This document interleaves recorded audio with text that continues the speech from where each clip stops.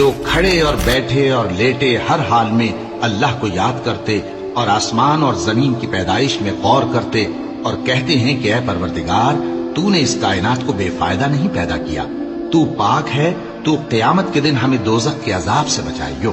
اے پروردگار جس کو تو نے دوزخ میں ڈالا اسے رسوا کیا اور ظالموں کا کوئی مددگار نہیں ہوگا۔ اے پروردگار ہم نے ایک پکارنے والے کو سنا کہ ایمان کے لیے پکار رہا تھا کہ اپنے پروردگار پر ایمان لاؤ، تو ہم ایمان لے آئے۔ سو اے پروردگار ہمارے گناہ معاف فرما اور ہماری برائیوں کو ہم سے دور کر دے اور ہم کو دنیا سے نیک بندوں کے ساتھ اٹھائیو۔ اے پروردگار تو نے جن جن چیزوں کے ہم سے اپنے پیغمبروں کے واسطے سے وعدے کیے ہیں وہ ہمیں عطا فرما اور قیامت کے دن ہمیں رسوا نہ کیجیو۔ کچھ شک نہیں کہ تو خلاف وعدہ نہیں کرے گا۔ تو ان کے پروردگار نے ان کی دعا قبول کر لی اور فرمایا کہ میں کسی عمل کرنے والے کے عمل کو مرد ہو یا عورت ضائع نہیں کرتا۔